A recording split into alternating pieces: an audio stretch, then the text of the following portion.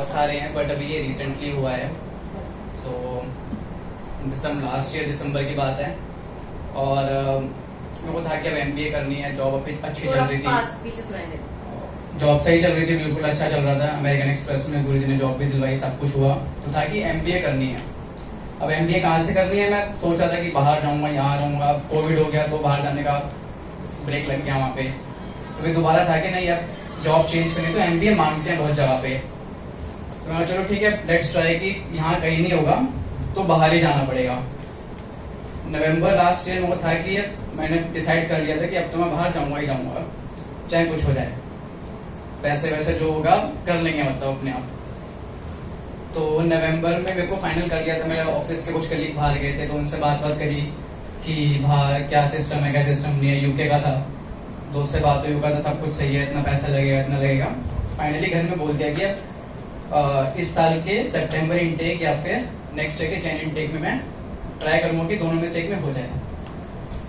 था कि फाइनेंशियल्स कहाँ से आएंगे, क्योंकि बाहर जाना फाइनेंशियल्स तो लगते ही हैं। तो मैंने कहा मैं कर लूँगा अपने आप, इतने साल जॉब करिए तो है, फाइनेंशियल हो जाएंगे।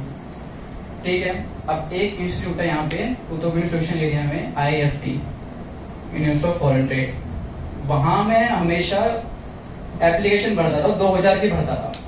वहाँ कभी भी वो रिप्लाई आता ही नहीं था, वहाँ से कभी भी नहीं आता था। उनका एक कोर्स था HRM का। सो मैंने उसके लिए उधर वहाँ पे एडमिनिस्ट्रेशन में फोन करके पूछा कि ये कोर्स का फायदा क्या है, मुझे कुछ बताओ। तो उन्होंने ज़्यादा कुछ बताया नहीं। फिर मैंने यहाँ वहाँ पता करा कि करूँगा तो फायदा है या फिर नहीं है।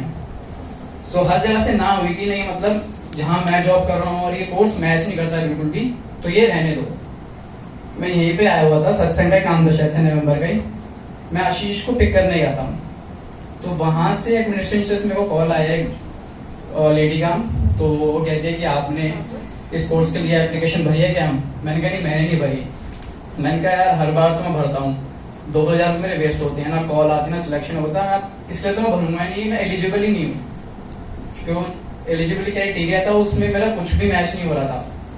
सब कुछ मतलब शॉर्ट ही हो रहा था। ग्रेजुएशन के मार्क्स वो कम थे, और वो मैनेजर रोल मांगते थे, 10 साल 5 साल का एक्सपीरियंस वो भी कम था। सब कुछ कम ही था। मैं कहा यार फायदा नहीं कुछ भी करने का, तो उसको छोड़ दो।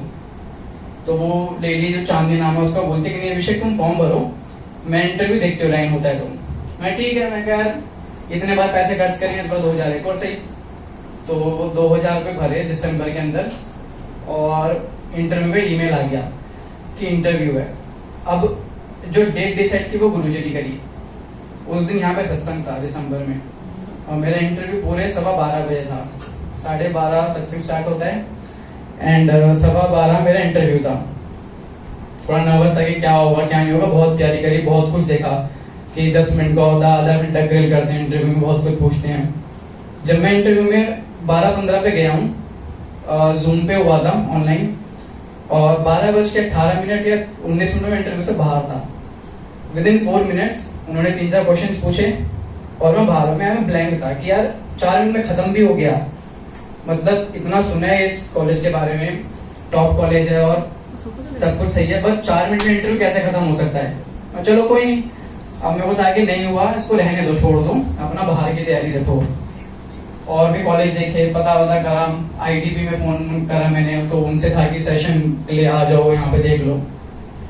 जैन में मेरे को ईमेल आता है, मैं पूजा आंटी से फोन पे बात कर रहा था, and suddenly I received an email कि मेरा सिलेक्शन हो गया है।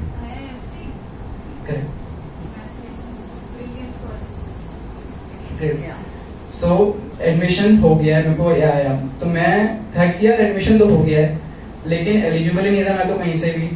हुआ कैसे ये भी नहीं पता। ताकि चलो गुरुजी ने करवाया होगा, कोई दिक्कत नहीं, करवाया होगा क्या, गुरुजी ने करवाया तो ताकि चलो अब तो सैटरडे संडे क्लासेस होती हैं। थोड़ी खुशी थी शुरू में, लेकिन कि कॉलेज जाएंगे, और कॉलेज लाइफ मैंने हमेशा मिस ही करी है, क्योंकि 12th के बाद जॉब स्टार्ट कर दी, तो था कि यार कॉलेज लाइफ कभी जी नहीं। लेकिन इतना टफ था, क्योंकि ऑब्वियस सी बात है, कुछ दिया है तो वो निचोड़ेंगे तो जरूर।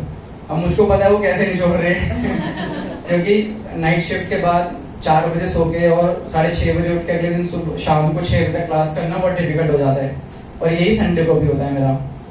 हर हफ्ते में पहले बाहर होता था, अब मैं पढ़ाइयाँ कर रहा होता हूँ, तो इस वजह से सत्संग पे भी आना मेरा बिल्कुल कम हो गया। मैं 3-4 महीने से नहीं आया। तो डॉट्स कनेक्ट करी तो उसके एडमिशन के बाद ही घर में कुछ फाइनेंशियल प्रॉब्लम हो गई, और ऑब्वियसली मेरे पास फाइनेंशियल रिस्पॉन्सिबिलिटी मेरे ऊपर भी है। तो तब समझ आया कि जहाँ मैं 30 लाख रुपए खर्च कर रहा था, 30 से 35 लाख रुपए, यहाँ बस 5 लाख में गुरुजी ने MBA करवा दिया, और रिस्पॉन्सिबिलिटी सारी मेरे ऊपर आ गई उस टाइम पे। तो मतलब मैं आगे नहीं देख सकता था कि क्या है क्या होने वाला है, बट ये कुछ सी कि क्या होगा अगर मैं बाहर चला जाता। फिर मेरे को था कि बाहर ही जाना है, तो वो पैसे वहां जाते, तो महाराज ने यही कम पैसों में करवा दिया।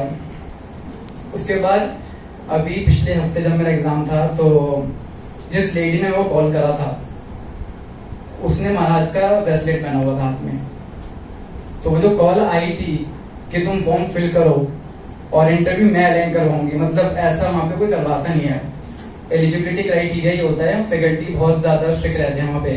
मैंने उससे पूछा कि इंडक्शन पे जब मैं गया कि सब कुछ तो ठीक है, वेरिफिकेशन डॉक्यूमेंट्स के लिए कब आना है, तो बोलते कोई वेरिफिकेशन नहीं है, बस क्लासेस स्टार्ट है तुम्हारी। तो वेरिफिकेशन के टाइम से पहले भी वो कॉल आई थी कि आपने फॉर्म फिल करा है, और मेरे 58 कुछ थे, वो 60 मांगते थे। तो मैंने बोल दिया कि मेरे 58% ही है। तो वो बंदा कहता है कोई दिक्कत नहीं, मैं 60 भर रहा हूँ इसके अंदर। मैंने कहा आप खुद भर रहे हो वेरिफिकेशन के टाइम पे, मतलब कहता है मैं 60 भर रहा हूँ, कोई दिक्कत नहीं है, ठीक है। फिर कहता है एक्सपीरियंस कितना है, वो आफ्टर ग्रेजुएशन मांगते हैं 5 साल, मेरा था 3 साल। मैंने कहा आफ्टर ग्रेजुएशन 3 साल है, बट ओवरऑल 7 साल से ऊपर है। तो कहता कोई नहीं, मैं टोटल 7-8 साल डाल रहा हूँ। मैं ठीक है, अब वो डाल रहे थे, उसके बाद ही इंटरव्यू का कॉल आया था। मतलब वो दे वर डूइंग थिंग्स, अब वो कौन क्या था क्या था मुझको नहीं पता।